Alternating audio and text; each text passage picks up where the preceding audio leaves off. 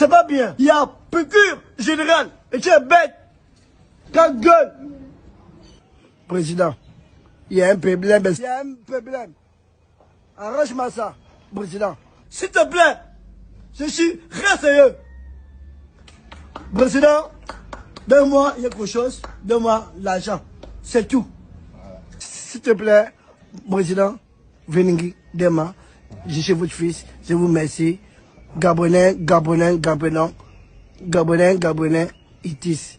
Donc, c'est le père du général Oligui Nguema. Voilà. Et moi, je suis toujours au village.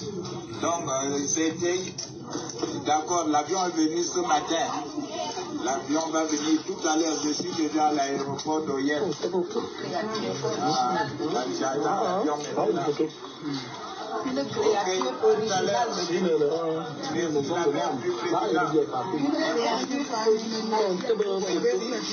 qui nous a donné, toi et moi, Dieu nous a donné tout le temps. Merci.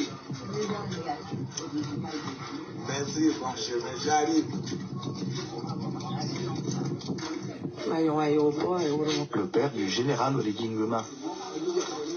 Voilà. Et moi, je suis toujours au village. Donc, c'était... D'accord, l'avion est venu ce matin. L'avion va venir tout à l'heure. Je suis déjà à l'aéroport d'Oyel. L'avion est là.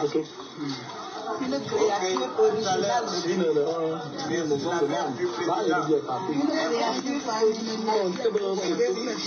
qui nous a donné, toi et moi, Dieu nous a donné tout le temps.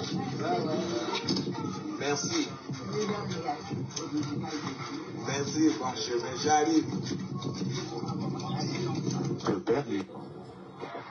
Qui a fait le lycée avec moi? C'est toi qui a fait le lycée avec moi. Voici mes collègues, on a les en terminale. Tout à fait. Il me l'a confirmé tout à l'heure. Voici ses collègues, voici mes deux collègues là. Hein? Voilà, il veut savoir mes notes, il demande ici. Il faut mon aider. Hein? Voilà. Il dit qu'il a un doctorat en économie. Je ne sais pas ce qu'il enseigne, un doctorat en économie et puis tu as l'école primaire. Vraiment. Hein? Qui a fait le lycée avec moi. Voici mes collègues, on a les en terminale. Tout à fait. Il me l'a confirmé tout à l'heure. Voici ses collègues, voici mes deux collègues là. Hein? Voilà, il veut savoir mes notes, il demande ici. Il faut mon aider. Hein? Voilà. Il dit qu'il a un doctorat en économie. Je ne sais pas ce qu'il enseigne, un doctorat en économie et puis tu as l'école primaire. Vraiment. Hein? C'est officiel. Ce mardi 28 juillet 2026, Mbagné est devenu une propriété de la Guinée équatoriale. Le démon venu tout droit des ténèbres, le putschiste légiste Oligui Nguema, a vendu Mbagné au Nguema et à la Guinée équatoriale pour son accession au pouvoir. Pour vendre Mbagné à la Guinée équatoriale, il fallait faire disparaître un homme, l'éminent juriste Guillaume Pambou Chifunda, universitaire internationalement reconnu, agrégé en droit public. Il était en charge du différend territorial entre le Gabon et la Guinée équatoriale. Il détenait les documents originaux qui auraient servi à la partie gabonaise à la Cour internationale de justice. Il a été assassiné par le démon Oligui Nguema en janvier 2023 à son domicile du quartier Sameton dans la commune d'Ovendu. Si Guillaume Pambou Chifunda était vivant, Oligui n'aurait pas pu vendre Mbagné à la Guinée équatoriale. Voilà pourquoi il fallait le faire disparaître. Et oui, chers compatriotes, c'est Oligui Nguema qui a fait disparaître l'éminent juriste Guillaume Pambou Chifunda pour vendre Mbagné à la Guinée équatoriale, car la Guinée équatoriale a participé au coup d'État d'Oligui Nguema contre la souveraineté populaire pour son accession au pouvoir. Oligui Nguema est un traître à la patrie. Mais nous, Gabonais, civils comme militaires, nous sommes complices de sa haute trahison envers la patrie. Par notre silence, par notre indolence, nous sommes complices. Oligui Nguema a redouté la réaction des Gabonais au sujet de l'affaire Mbagné. Si vous vous souvenez, lors du verdict final de la Cour internationale de justice, Oligui allait se cacher pendant 2 semaines en Europe. Lors d'un meeting entre Obiang Nguema et Oligui Nguema, Obiang Nguema a parlé de paix au Gabon. Il nous disait qu'il ne faut pas céder à la guerre. C'était à cause de l'affaire Mbagné. Tous les deux craignaient qu'il y ait une guerre au Gabon. Oligui, en ce moment, il a fui, il allait se cacher au Ghana pendant 3 jours, parce qu'il redoute la réaction des Gabonais. Oligui est un poltron, mais nous sommes aussi des poltrons. Nous ne méritons pas le Gabon. Nous ne méritons pas ce pays. Nous sommes une honte. Oligui est un traître, et nous sommes des traîtres parce que nous avons abandonné notre pays, civil comme militaire.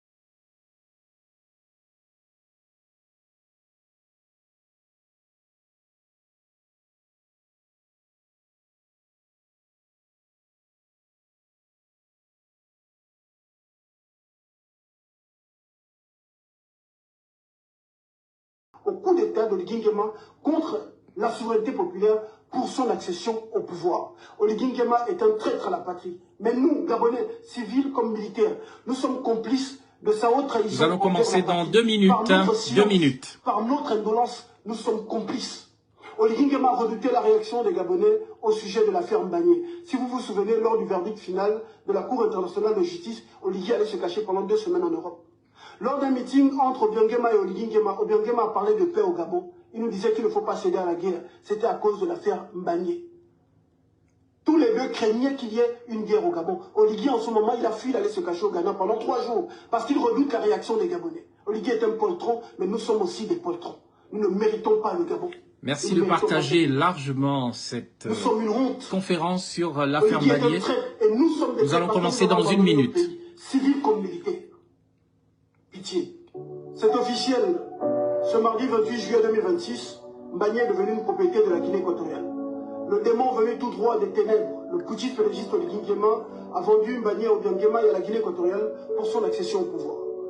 Pour vendre Mbagné à la Guinée équatoriale, il fallait faire disparaître un homme. L'éminent juriste Guillaume Pambou Chifunda, universitaire internationalement reconnu, agrégé en droit public. Il était en charge des différents territoriales entre le Gabon et la Guinée équatoriale.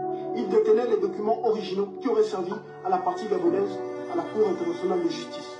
Il a été assassiné par le démon Oligui Nguema en janvier 2023 à son domicile du quartier Sameton dans la commune d'Ovendou. Si Guillaume Pambou Chifunda était vivant, Oligui n'aurait pas pu vendre Mbagné à la Guinée équatoriale.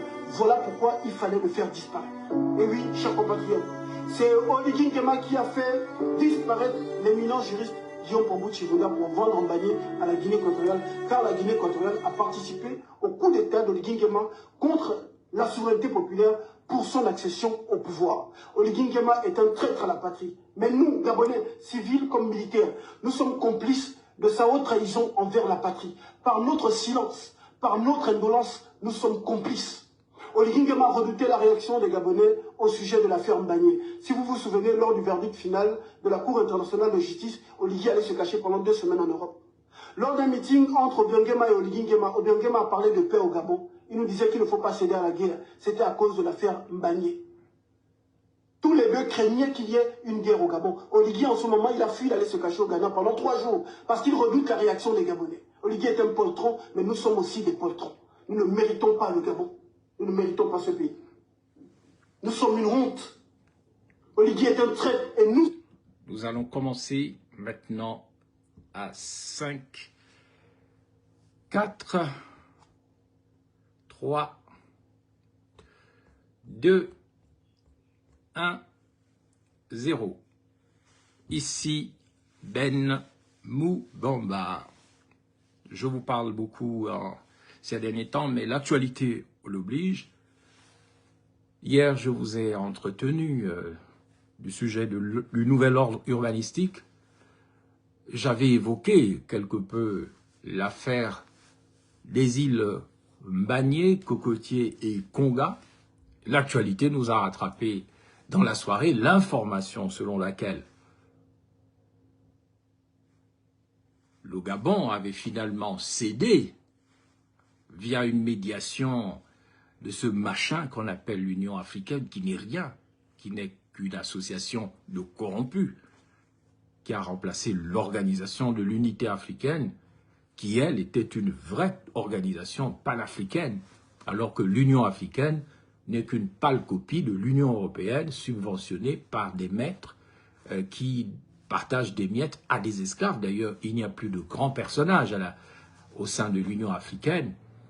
Le dernier qui a un peu fait marcher ce machin s'appelait Jean Ping, le Gabonais Jean Ping, qui a été le président de la Commission de l'Union africaine. Je le sais d'autant plus qu'en 2011, j'ai été expulsé manu militari du siège de l'Union africaine, alors que j'avais été envoyé à Addis Abeba par le regretté André Mbaobam en tant que ministre des Affaires étrangères du gouvernement illégal de l'Union nationale. J'étais entré au siège de l'Union nationale, au siège de l'Union africaine, pour ceux qui s'en souviennent, et puis il s'était passé ce qui s'est passé. Bref, ce n'est pas le sujet de ma déclaration d'aujourd'hui. Aujourd'hui, nous sommes le 29 juillet 2026 et je viens en urgence lancé donc un appel à la destitution, je dis bien la destitution immédiate du président gabonais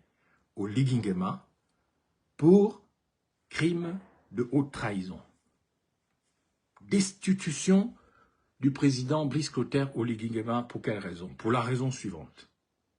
Le président Brice Clotaire Oligui Nguema, et je pèse mes mots, il a violé le texte officiel du serment constitutionnel que ce président a prononcé en mai 2025 en tant que président élu du Gabon. Il a violé le texte officiel du serment constitutionnel régi par sa propre constitution qu'il nous avait tous imposé en 2024. Donc, monsieur le président de la République gabonaise, Brice Clotaire Oligui Nguema, vous avez trompé le peuple gabonais. Vous avez trompé le peuple gabonais. Pourquoi? Le peuple gabonais doit savoir ceci. Voici la formule officielle du serment prononcé par Brice Clotaire Oligui Nguema lors de sa prestation de serment devant la Cour constitutionnelle présidée par son propre frère. Son propre frère.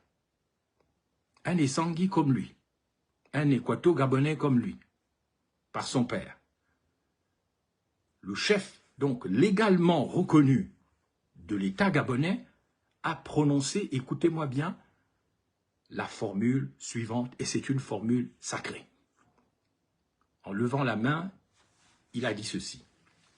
Je jure devant Dieu et devant le peuple gabonais de préserver en toute fidélité le régime républicain, de respecter et de faire respecter la Constitution et la loi, de remplir consciencieusement les devoirs de ma charge dans le strict respect de ses obligations, de consacrer toutes mes forces au bien du peuple gabonais et de préserver l'intégrité du territoire national.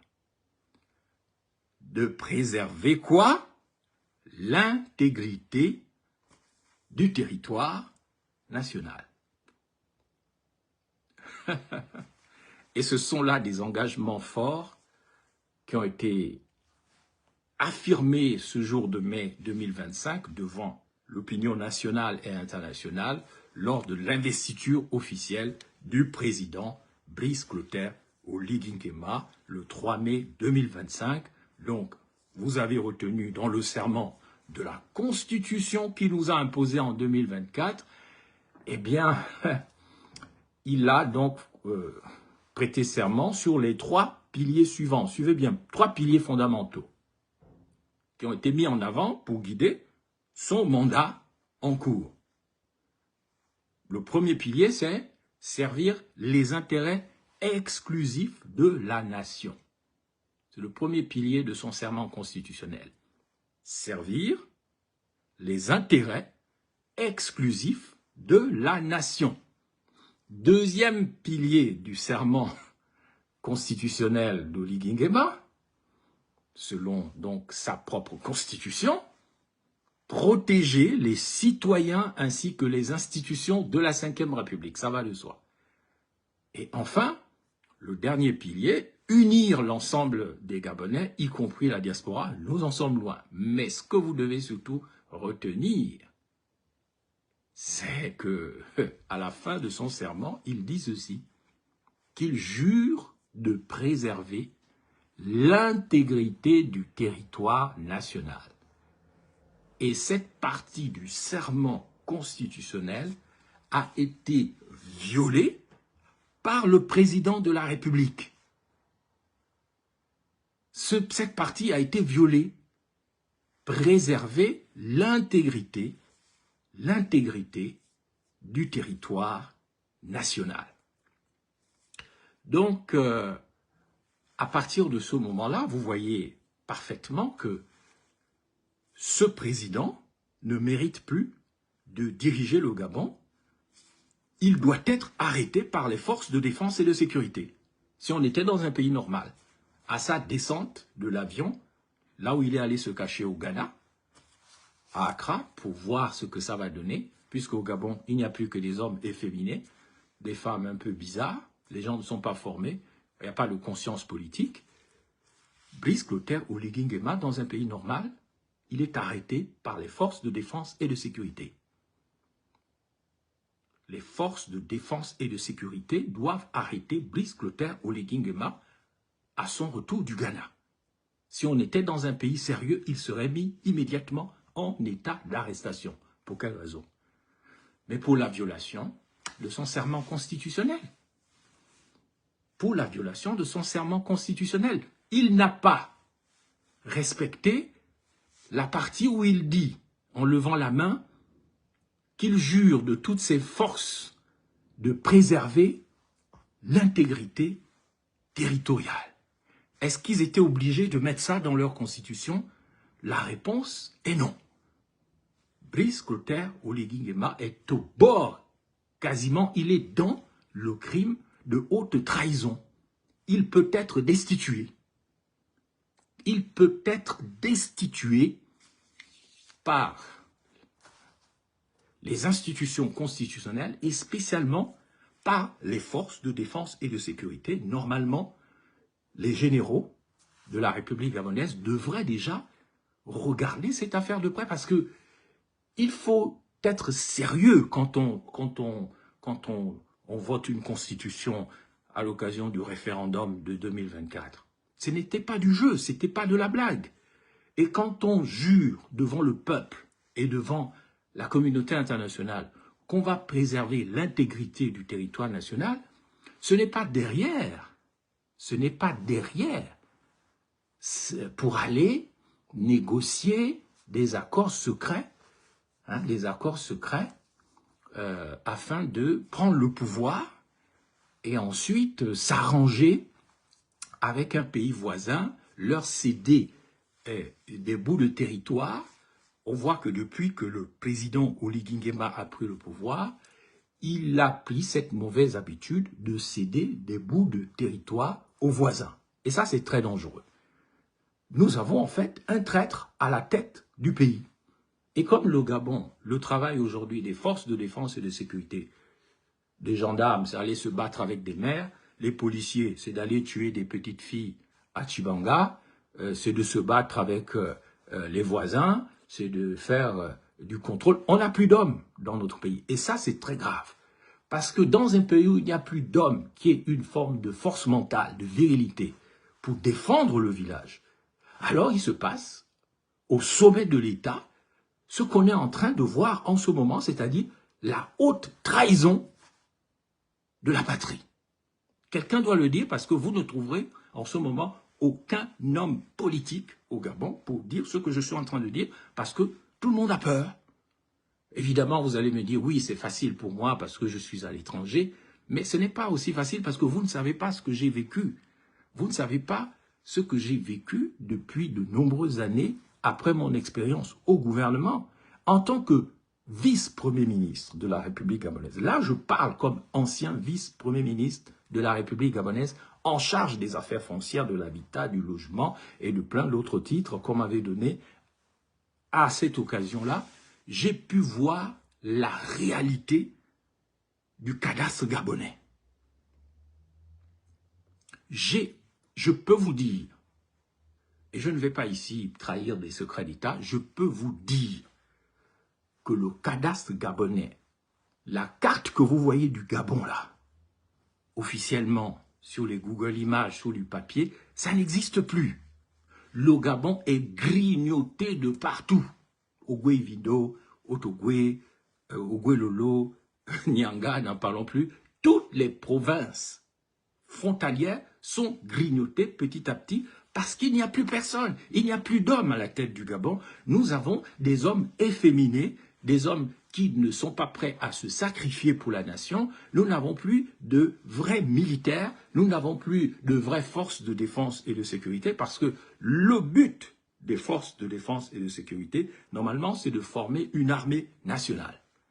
Et cette armée qui représente la nation, elle doit bien sûr protéger les populations, elle doit assurer la défense et la sécurité, elle doit être le prolongement de l'âme de la nation, elle doit surtout protéger l'intégrité des frontières, elle doit être aussi cette armée capable de se projeter au-delà des frontières pour des missions spécifiques liées à la défense du droit international. Notre armée, c'était déjà, ce n'est pas tout à fait encore une armée, c'est des bouts d'armée, mais nous n'avons pas encore d'armée de la nation, c'est-à-dire une incarnation de l'âme de la nation à travers sa défense et sa sécurité. On s'était projeté en Centrafrique dans le cadre de l'ONU, on nous a chassés de là, et on est rentré en catimini, et on n'a jamais en fait dit ce qui s'était passé en Centrafrique. Aujourd'hui, au lieu de parler de l'AES en désordre, au lieu de parler de Congo démocratique en accueillant le président Tshisekedi à la baie des Rois pour visiter des chantiers qui sont un peu des blagues, hein, eh bien aujourd'hui, si on avait une armée nationale, une armée consciente des forces de défense et de sécurité, on serait capable de se projeter notamment pour aller aider le Congo démocratique avec les agressions dont ce pays est victime à l'est, au Kivu, de la part du Rwanda et d'autres puissances régionales. Mesdames et messieurs, je suis ici pour vous donner les raisons pour lesquelles nous devons destituer le président de la République gabonaise. Il doit être destitué. Mais quelqu'un doit le dire, même si vous ne le faites pas, quelqu'un doit avoir la responsabilité pour la mémoire et pour l'histoire du peuple gabonais de dire qu'attention, là où nous sommes arrivés là, nous sommes au plus haut sommet de l'État dirigé par quelqu'un qui a trahi son serment constitutionnel. Pour ceux qui ne m'ont pas, ceux qui rejoignent la conférence maintenant, je répète, lors de sa prestation de serment officiel devant la Cour constitutionnelle présidée par son propre frère, qui est mêlé à ces histoires de Mbagné, c'est lui qui était à Addis Abeba, signé des trucs bizarres. Lors de sa prestation de serment officiel devant la Cour constitutionnelle présidée par son propre frère, le chef légalement reconnu de l'État gabonais a prononcé la formule solennelle suivante, et vous allez comprendre qu'il a trahi le serment constitutionnel. Et si on était des hommes, on devait déjà l'attraper à l'aéroport. Les forces de défense et de sécurité devaient déjà l'attraper. Quand il arrive à l'aéroport, on l'arrête pour crime de haute trahison. Donc, il lève la main en mai 2025, après avoir été élu à 94%, ok, il dit « Je jure devant Dieu et devant le peuple gabonais de préserver en toute fidélité le régime républicain, de respecter et de faire respecter la Constitution et la loi, de remplir consciencieusement les devoirs de ma charge dans le strict respect de ses obligations, de consacrer toutes mes forces au bien du peuple gabonais et de préserver l'intégrité du territoire national. »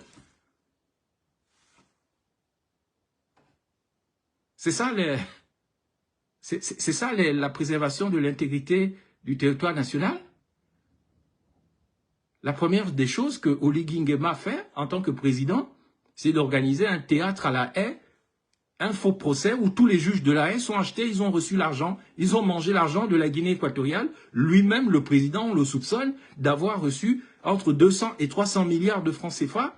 Tout le monde a vu comment son père, qui est un Essangui de Mongomo, il fait partie de la famille du dictateur Mathias Nguema. Le Nguema que porte le père d'Oligui Nguema, c'est le Nguema de Mathias Nguema.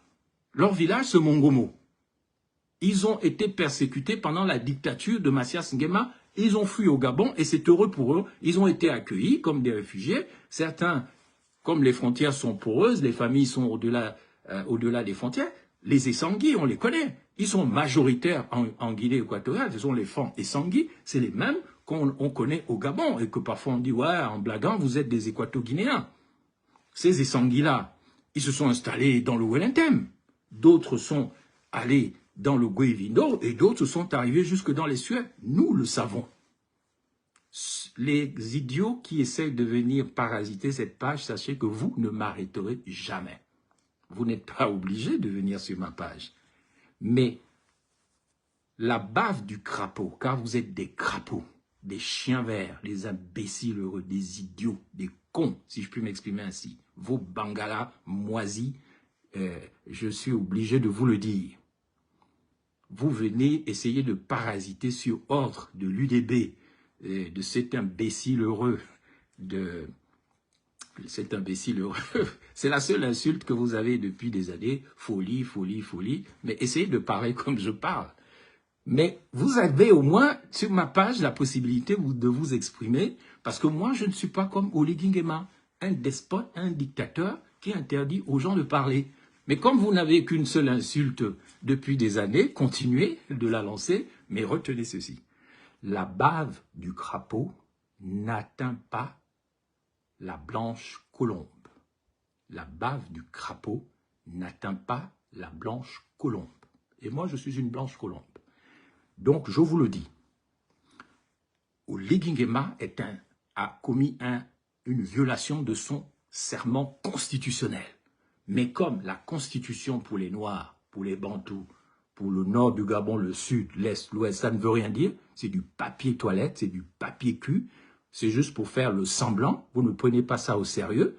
Donc, vous, qui ne comprenez pas qu'est-ce que c'est qu'une constitution, on n'est pas obligé d'avoir une constitution. L'État d'Israël n'a pas de constitution. C'est pour ça qu'il peut continuer d'étendre ses frontières au détriment de ses voisins. Israël n'a pas de constitution. À partir du moment où vous prenez un texte constitutionnel, vous faites des référendums, vous faites des serments, vous devez respecter les termes de votre serment constitutionnel. Le président Oligui Nguema, comme l'a dit, j'ai passé au début de cette émission des audios, notamment de l'activiste Omwana Winche, que vous connaissez parfaitement, où il rappelle que le président Oligui Nguema semble avoir bénéficié dans son coup d'État du 30 août 2023, en réalité du 27 ou 30 août 2023, bonsoir Menali Mengom, il semble avoir bénéficié de l'appui de la Guinée équatoriale. Il semble avoir reçu de l'argent de la Guinée équatoriale. On a fait une comédie divine à la haie avec des juges qui étaient majoritairement africains, qui ont été achetés par la Guinée équatoriale. On a envoyé défendre ce dossier un Rosatanga, ancien secrétaire général de la présidence, qui n'était visiblement pas prêt.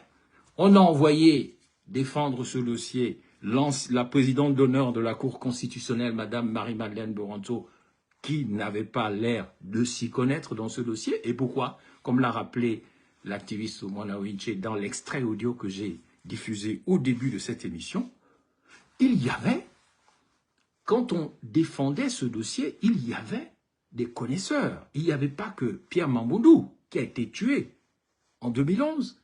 Il y avait surtout le professeur Chivunda, qui était le grand spécialiste, le grand juriste du dossier de Mbagné. Comme par hasard, en janvier 2023, il a été assassiné chez lui, découpé. On l'a retrouvé quelques jours plus tard en putréfaction. On avait volé tous les dossiers sur Mbagné qu'il avait. Ce qui fait que lorsque Oligui Nguema fait son coup d'État, avec l'aide de la Guinée équatoriale et de bien d'autres, il a reçu de l'argent, il a reçu des soutiens, eh bien, ils vont aller à la haie alors que le Gabon était sous sanction. Voilà un pays qui est sous sanction de l'Union africaine, qui est sous des sanctions internationales et qui finalement tombe sur le terme juridique, l'intérêt à agir. Donc, quand tu es sous sanction, tu n'as aucun intérêt à agir à la haie. Et c'est là que le piège va se refermer sur le Gabon. Et donc, on dit, on s'en va à la haie. On est sous sanction. Le régime est considéré comme putschiste, mais on va à la haie. c'est pas très crédible. On va à la haie alors qu'on est sous sanction, notamment de l'Union africaine, des Nations unies et tout. On se retrouve à la haie parce que la Guinée équatoriale a bien préparé son plan. Les Obiangema ont bien préparé leur plan. Donc quand on se retrouve à la haie, nous savons déjà que nous allons perdre. Pourquoi? Mais parce qu'on a volé les documents du professeur Chivunda. On n'a plus, je vais vous le dire tout à l'heure quand je vais présenter les arguments techniques, parce que là je fais un long développement, je vais après dérouler au moins sur 4 ou 5 parties tout l'aspect technique de ce dossier. Je vais vous montrer comment le Gabon est tombé dans le piège. Vous savez par exemple que cette négociation, elle date depuis Omar Bongo, Ali Bongo. Moi j'ai vu le cadastre gabonais, j'ai vu comment le Gabon n'a pas d'hommes. C'est des femmelettes qui dirigent le Gabon. C'est des femmelettes. Le Gabon est grignoté. Petit à petit, c'est un petit pays. Officiellement, maintenant, vous voyez toujours la carte que vous connaissez sous forme de papillon, mais on a perdu des bouts, des pans entiers en violation du serment constitutionnel, préserver l'intégrité du territoire national. Selon l'activiste Omwana Winche, que j'ai diffusé tout à l'heure, et selon un post qu'il a publié, que j'ai trouvé intéressant, Oligui Nguema sait bien que il a trahi la nation. Il est coupable de crimes de haute trahison. Il a peur que des hommes valeureux se lèvent au pays pour dire « Non, non, là on n'est pas d'accord. Allez arrêter le président. On va le destituer. » Parce que la destitution du président est prévue dans la Constitution qu'Oligui Nguema a lui-même fait adopter lors d'un référendum en 2024. On peut destituer le président pour haute trahison. La dernière fois, en effet, quand la décision inique de la haie est sortie, comme l'a rappelé l'activiste Omwana Winche, Oligui Nguema est allé se cacher en Europe. Il a passé au moins 15 jours à l'étranger pour voir s'il y avait quelqu'un de courageux, s'il y avait des gens qui avaient des bangalas au Gabon, mais il s'est vite rendu compte que les Gabonais, c'est des efféminés. Ils parlent comme des femmes, ils dansent comme des femmes, même les petits garçons ont des voix de femmes, il n'y a plus quelqu'un de courageux, il n'y a que le mauvais cœur, mais le sens de la patrie, le sens de la nation, au vide, il n'y en a plus. Quand il a vu ça, après 15 jours, Oligui Nguema est rentré au Gabon, il a dit non, les Gabonais ne sont pas des gens. Le président Obiangema craignait la guerre, il n'y aura pas de guerre, et il a continué à faire ce qu'il voulait faire. Il a donné aux Zouris dans le Gué maritime aux Américains. Il a donné au Congo-Brazzaville, je crois, 12 km récemment dans le Gué-Vino, me dit-on. Il va continuer. Il va continuer. Après, il va donner aux Émirats Arabes Unis. Après, il va donner à la Chine. Après, il va donner. Il va tout donner, puisque le pays n'a pas d'argent.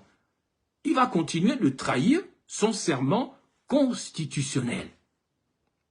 Oui, Marcus Garvey, les Gabonais ne se rendent pas compte de la gravité de cette trahison, mais parce que les Gabonais ne sont pas des gens. Ils n'ont pas été éduqués. Voilà le résultat de 42 ans de parti unique. Voilà le résultat de la démocratie, c'est-à-dire la démocratie des ordures, la démocratie qui a été animée par des ordures depuis la conférence nationale de 1990. La démocratie gabonaise, c'est la démocratie des ordures, des gens qui sont sales, qui n'ont aucun principe, aucune valeur, aucune norme. Ah oui. Donc, à partir du moment où moi, je reprends les paroles de qui je veux, M. Aziz Jérémy, je peux citer Omwana Winche, il est Gabonais, je ne suis pas orgueilleux comme vous, dans l'arrogance des Gabonais, vous êtes des coqs qui chantaient Cocorico, les pieds dans la merde, dans le Machibi, alors que vous vivez dans un pays sale, avec des peureux, des lâches, des gens qui sont prêts à sacrifier leur pays pour une boîte de sardines, pour 1000 francs, pour un petit coca, pour un t-shirt et une casquette. Vous ne valez rien, les Gabonais, excusez-moi. Quelqu'un doit vous le dire, je m'en fous de vous. Je ne vous demande rien, je ne cours pas après vous. Moi, je suis là pour accomplir ma mission. Je suis venu d'un autre monde, d'un ailleurs, pour accomplir ma mission. Et le plus important pour moi, c'est que je parle et j'accomplisse ma mission. C'est pas de vous faire plaisir, parce que vous ne valez rien. Excusez-moi. Moi, je voyage dans le monde entier, j'ai visité des pays où il y a des gens qui sont capables de défendre leur pays, des gens qui ne se vendent pas pour 500 francs CFA ou pour une boîte de sardines, des femmes qui ne se font pas coucher parce qu'elles ont faim, des enfants qui ne dansent pas les colombiens comme des femmelettes. Hein? Donc,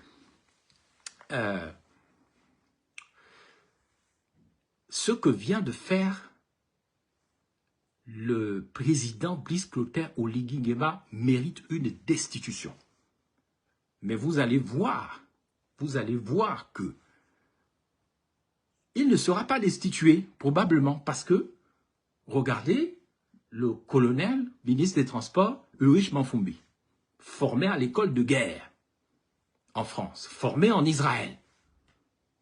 Quand vous l'avez vu en 2024 ou 2025 pleurer à Donguila comme une femmelette devant quelqu'un qui ne vaut pas militairement, Ulrich Mafumbi, vous ne pouvez pas me dire que vous avez une armée consciente.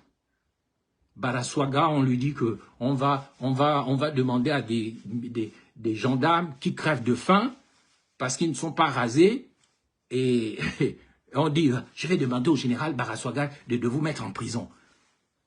Mais il y a de quoi vomir. Moi j'ai honte d'être gabonais souvent. Ah j'ai honte quand je vois des comportements comme ça.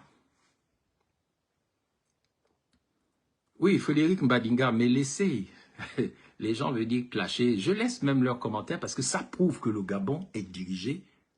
Ce sont les imbéciles qu'on voit au chapitre au Gabon. Ce sont les idiots qui n'ont pas fait l'école, qui ne connaissent rien, qui n'ont aucune expérience.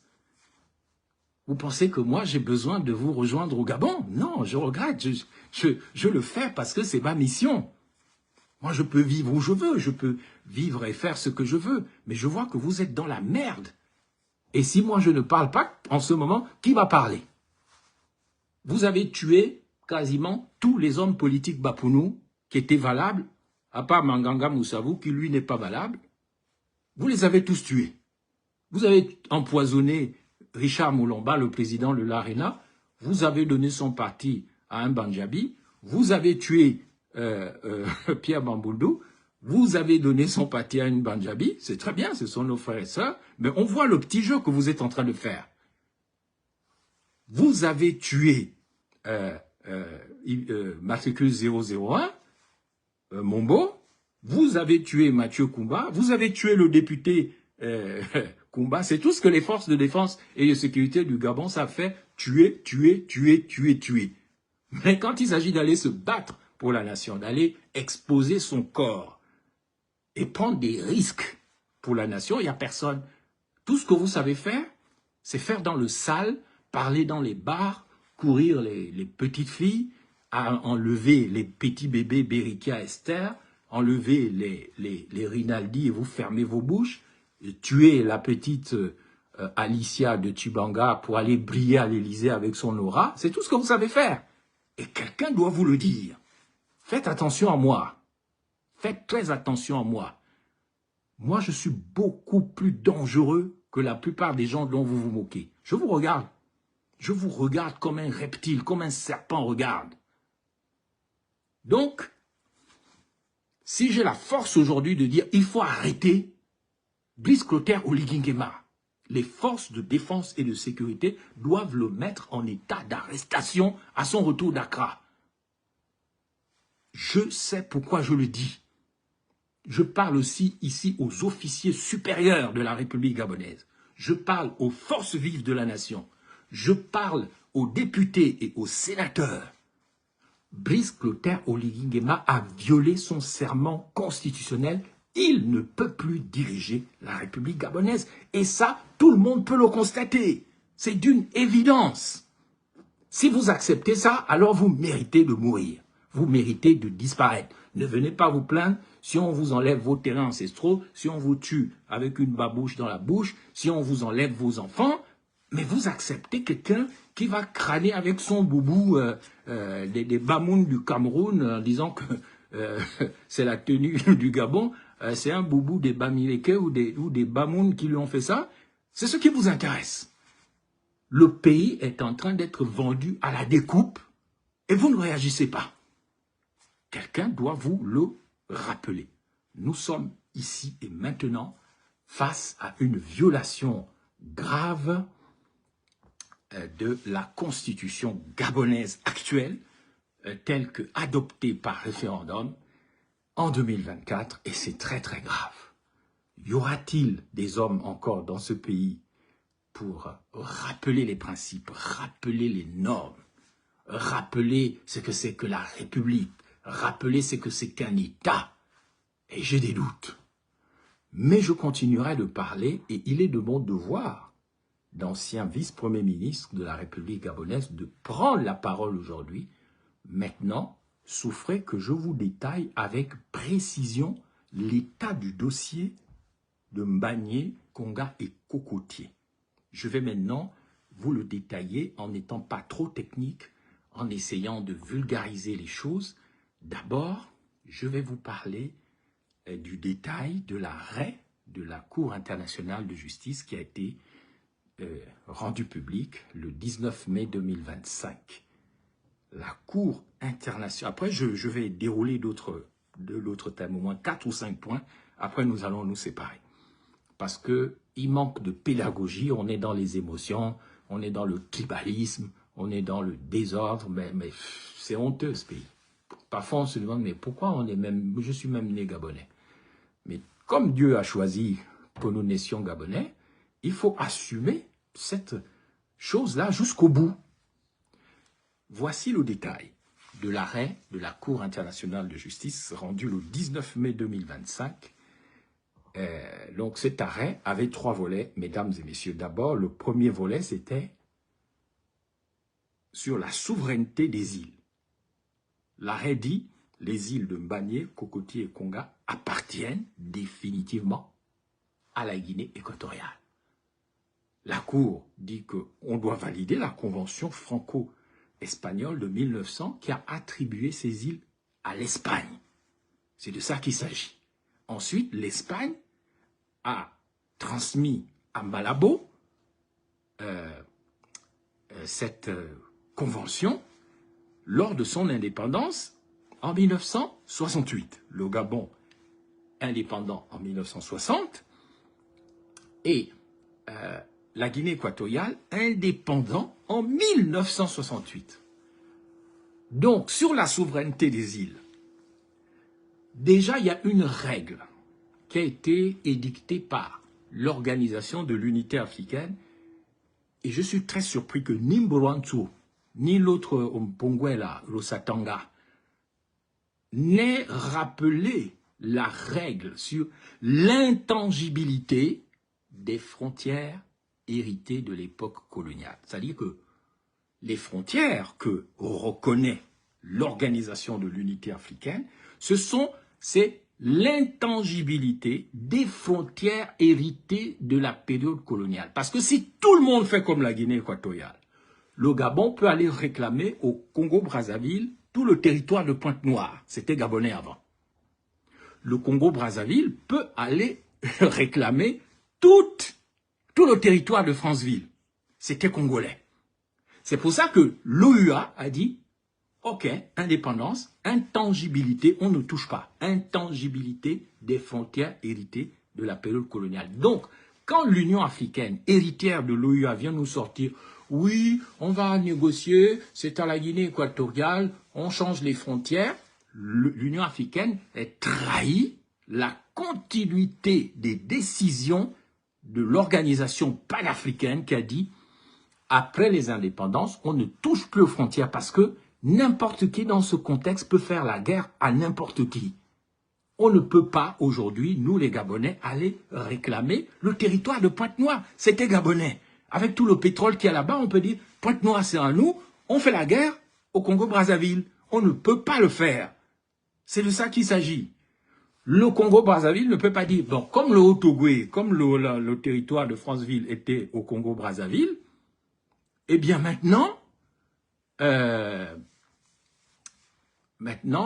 Congo-Brazzaville dit, bon, le manganèse, comme il y a du manganèse là-bas, le Haut-Ogooué c'est à nous. Parti sur le chemin où la Guinée équatoriale est, Obiangema, et surtout son fils Obiangema Junior Théodoro, très dangereux, parti sur ce chemin pour lequel Oligui Brice Clotaire Nguema a ouvert la porte, vous pouvez être sûr qu'après les îles, on ne va pas s'arrêter là. Après, on va dire Cocobiche, c'est à nous. Après, on va dire Medouneux, c'est à nous. Parce que, tout simplement, il n'y a ni intégration sous-régionale, Il n'y a que des gens qui veulent du pétrole, du gaz, des richesses. C'est toute la seule vision qu'ils ont. Pour leur famille, des Essangui d'ailleurs, ils ne partagent pas avec les autres ethnies. Hein. Allez voir les problèmes sur l'île de Bioko. Allez voir ce qu'ils font aux autres. Tout est pour eux. Tout est pour leur famille. Il faut voir le vice-président de la Guinée équatoriale quand il est en Russie, entouré des plus belles femmes possibles. Lui, c'est un jouisseur. Lui, il veut juste de quoi continuer de jouir le pétrole, le gaz, les richesses et tout et tout. C'est tout. Les territoires, l'intégrité des frontières héritées de la période coloniale, ça ne lui fait ni chaud ni froid. Et je suis très étonné. Et c'est là qu'elle a non seulement la trahison de Brice Clotaire Oligui Nguema, mais la trahison du secrétaire général, le Satanga, la trahison de Marie-Madeleine Boronto, la trahison d'Ovono, le frère de Brice Clotaire Oligui Nguema, qui est président de la Cour constitutionnelle. Je vois là une dérive tribaliste, c'est-à-dire que on a mis des Essangui partout, on a mis le pouvoir de Bissok-Sok. On a fait un arrangement familial. D'abord, on a envoyé le père Nguema à Ngomo négocier les choses enfants. Et ensuite, on a nommé le parent frère encore Essangui à la tête de la Cour constitutionnelle.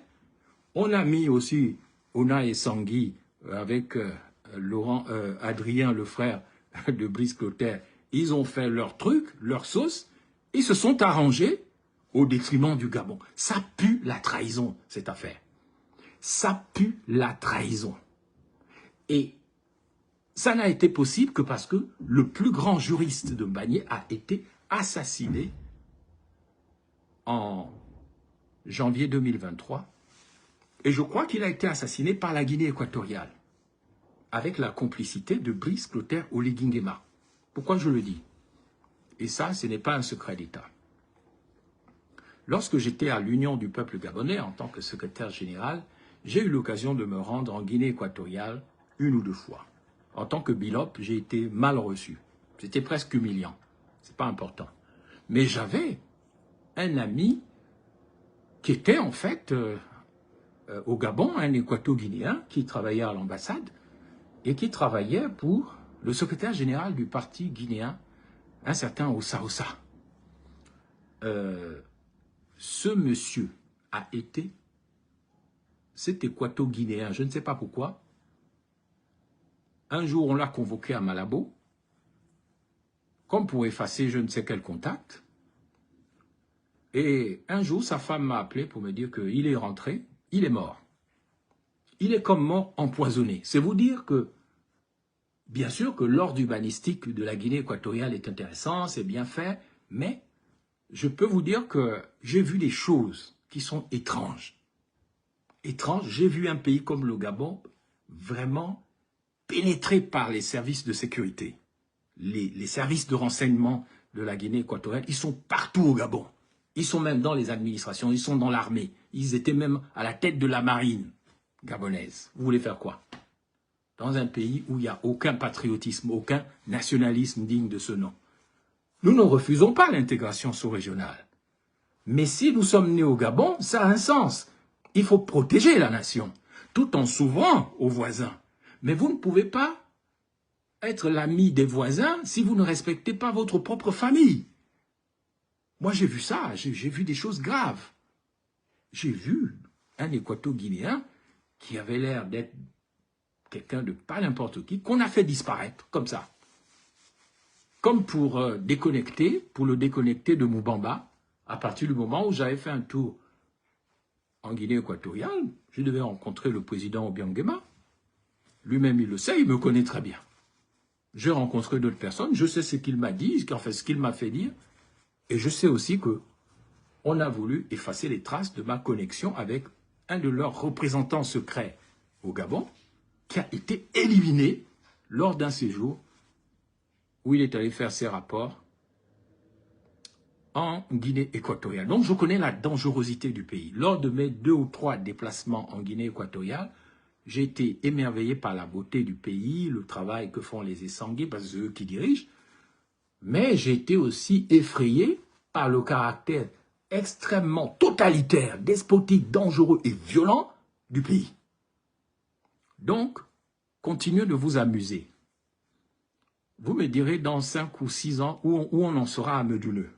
Où on en sera, si ça continue comme ça, où on en sera à Cocobiche. Mesdames et messieurs, les détails de l'arrêt de la Cour internationale de la justice, donc, on dit que les îles sont à la Guinée équatoriale en vertu de la Convention 1900 qui donne à l'Espagne, l'Espagne donne à Malabo. Bon, ça c'est un des 3 piliers. En fait, on ne tient pas compte de l'intangibilité des frontières héritées de la période coloniale. Ensuite, le deuxième pilier, on dit que, au sujet de la frontière terrestre, la Cour internationale de la justice, composée de juges majoritairement africains corrompus, a rejeté la demande de la Guinée équatoriale qui souhaitait bien sûr utiliser la rivière qu'on appelle Kié comme frontière naturelle, parce qu'il voulait aller jusque-là. La Cour a imposé, parce que le problème n'était pas la frontière terrestre, mais pour faire plaisir au Gabon, on a dit, bon, on garde le traité de 1900, on ne veut pas faire la frontière à Kié. Donc, la Guinée, qui est un petit pays comme le Rwanda, a besoin de manger le Gabon, comme le Rwanda veut manger l'Est du Congo démocratique.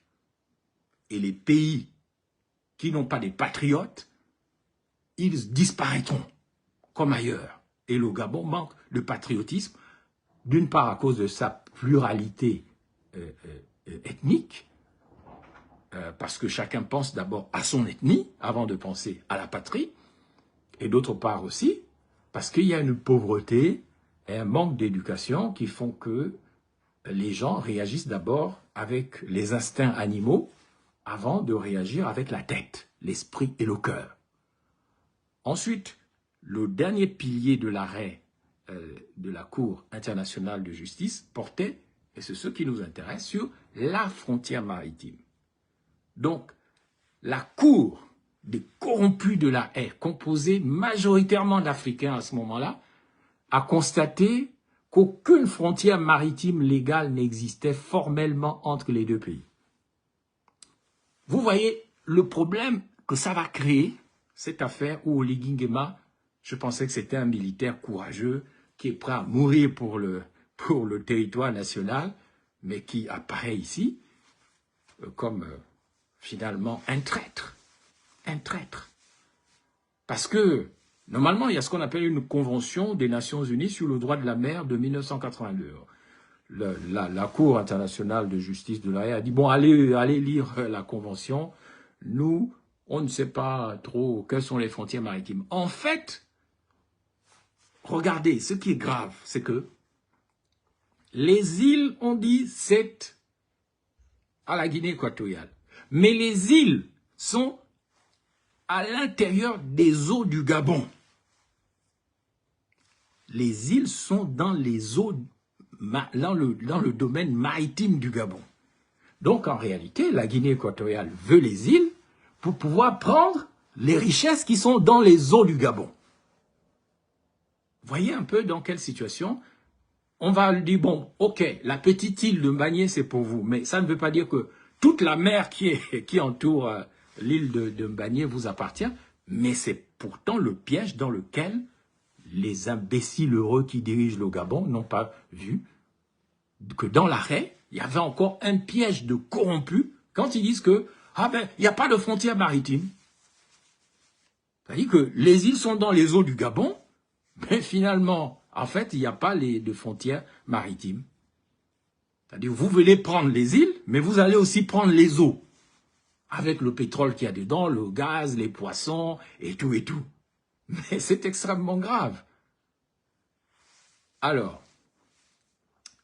maintenant, je dois vous dire un autre point. Pourquoi le Gabon a perdu l'île de Mbagné & Co?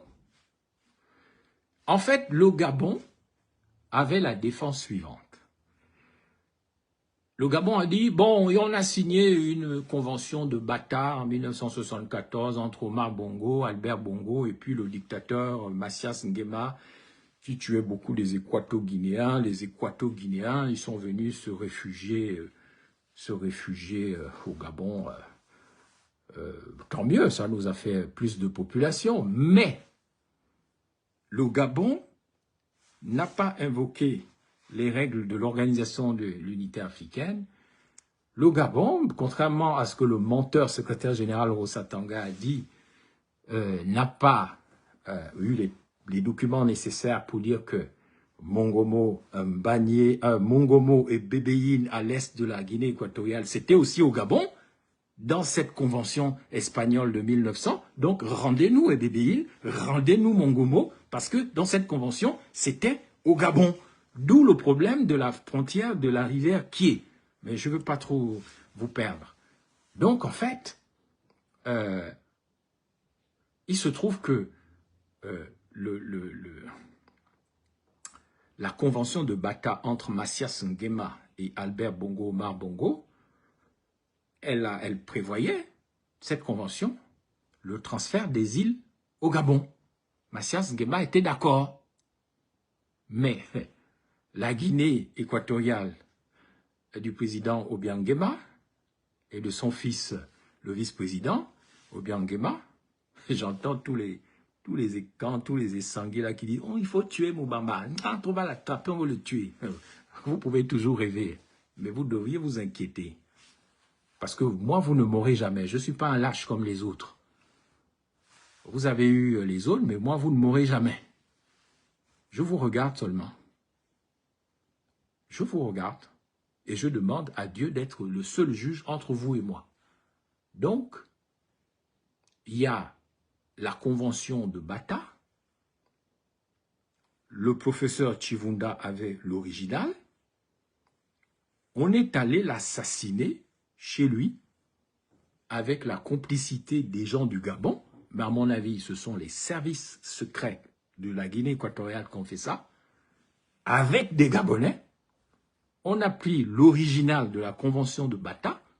On a fait disparaître ça. D'ailleurs, même les archives nationales, on a fait le désordre là-bas. Vous ne pouvez plus rien trouver dans les archives nationales du Gabon. Alors maintenant, arrivé à la Cour internationale de justice, le Gabon a présenté une copie de ce traité. L'original a disparu dans le meurtre du professeur Chivunda. Ah oui, on ne peut pas reprocher à la Guinée équatoriale qui a ses ambitions de mener sa politique. C'est la guerre. L'économie, c'est la guerre. Pour moi, la Guinée équatoriale a tué Chivunda en complicité avec Brice Clotaire, Oligui Nguema et bien d'autres. Venez me taper si vous n'êtes pas content. Mais faites attention parce que je ne me laisserai pas faire. Donc, la Cour internationale de la justice a jugé qu'une simple copie ne constituait pas une preuve juridique suffisante pour annuler le traité international validé en 1900. C'est parce qu'on a tué, c'est parce que Mamounou est mort, c'est parce que Chivunda est mort, c'est parce que Mba Bessol qui suivait le dossier, il a enlevé son corps de là, que finalement, on n'a plus eu la convention de Bata, on n'a plus eu l'original, on n'avait qu'une copie, puisque l'original a disparu avec Chivunda. C'est de ça qu'il s'agit. Donc, mesdames et messieurs,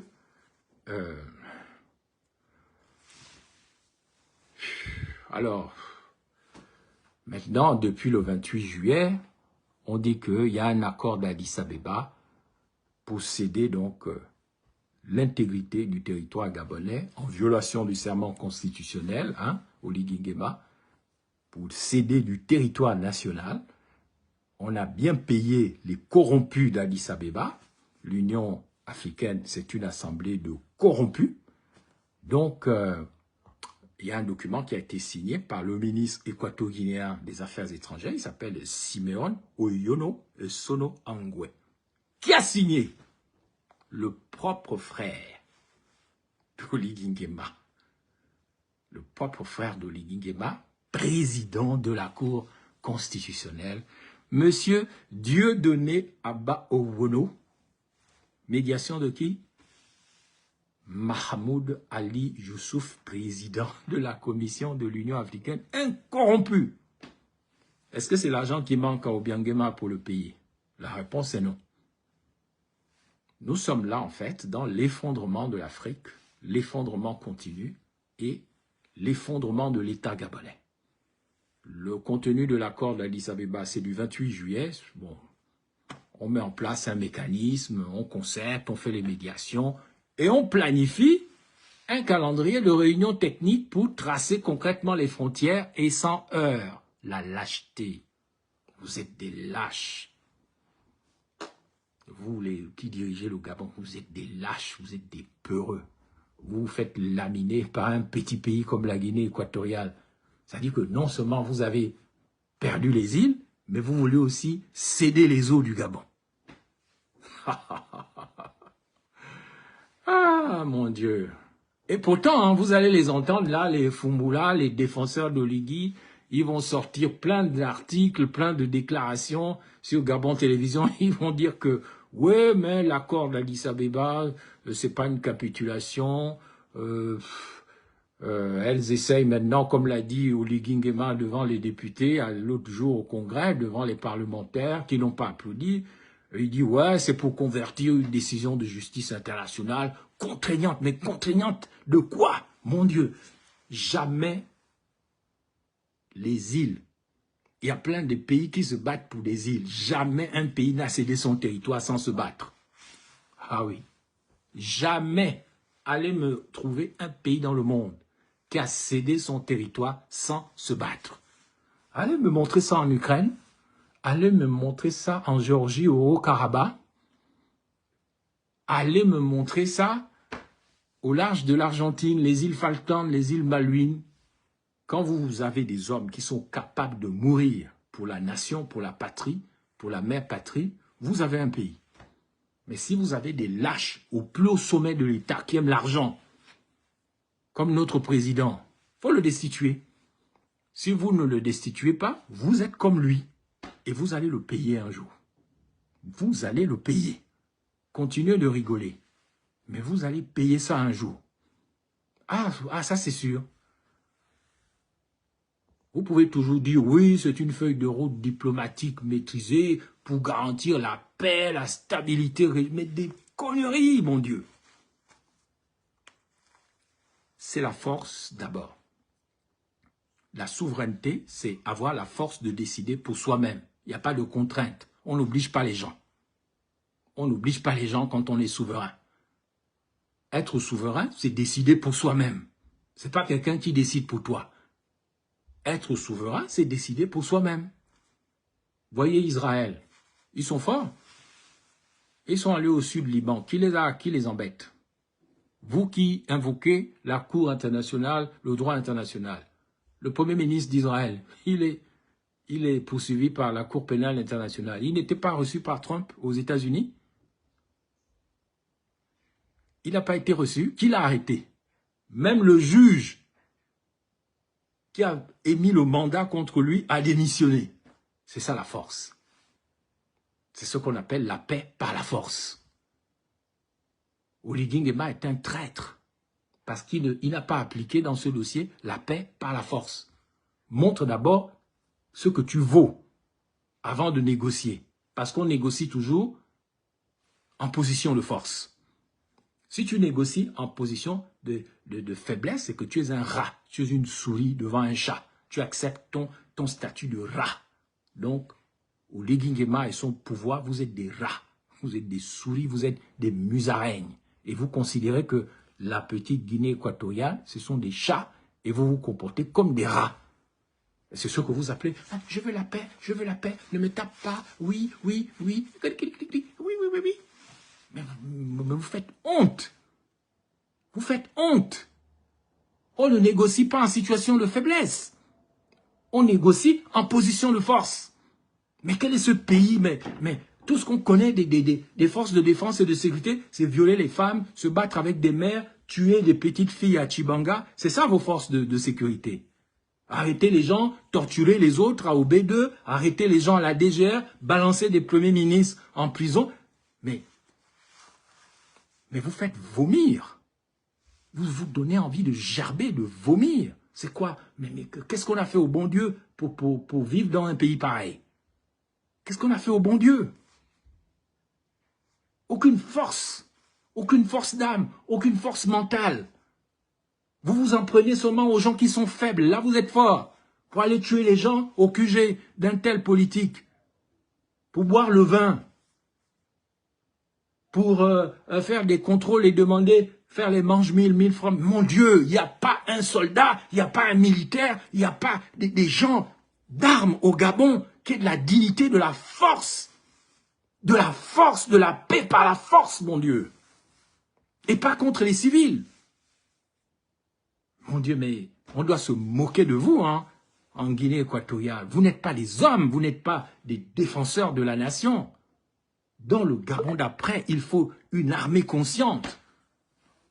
Une armée consciente, c'est-à-dire une armée qui représente la nation, qui n'est pas composée que d'ivrognes, de bouffeurs, de rigolos, tribalistes. Vous ne pouvez même pas tenir 1 heure de guerre avec le Cameroun. Le Cameroun, en 1 heure, il vous avale. Même la petite Guinée équatoriale, vous tremblez devant le vice-président parce qu'il a une petite force russe. Vous tremblez. Oligui Nguema qui rêverait bien, lui aussi, d'aller chez les Russes, mais il ne sait pas comment tromper les Français qui l'ont mis au pouvoir. On connaît ça. On connaît sa stratégie. Parce que c'était un peureux. Il n'a jamais gagné une seule guerre. Il n'a jamais été projeté sur un territoire dangereux. Baraswaga, Ulrich Mafombi, souvenez-vous de votre serment militaire, mon Dieu. Souvenez-vous du drapeau. Le drapeau, c'est pas juste pour aller respirer le drapeau, se laver le cul avec le drapeau national et puis après faire respirer des gens ça, cérémonie du drapeau. Oh, moi je remercie Dieu parce que je n'ai jamais fait cette cérémonie-là du drapeau quand j'étais au gouvernement. C'est la seule fois qu'il n'y a pas eu de cérémonie du drapeau, parce que moi j'ai dit que je refuse, j'ai dit à Ali que moi je ne vais pas porter la queue de pie et je ne vais pas aller m'agenouiller devant un tel drapeau de cette façon-là avec la sorcellerie que vous êtes. Ils ont annulé la cérémonie du drapeau en 2017 parce que moi je n'ai pas voulu la faire. Le vice-premier ministre a refusé de faire ça. Donc j'ai une autre idée du drapeau. Le drapeau, ça représente d'autres valeurs que la superstition, la magie, le ridicule. J'ai honte parce que le pays est vendu, le pays est trahi depuis le sommet de l'État, jusque dans les institutions constitutionnelles. Le pays est vendu, le pays est trahi. Ah oui.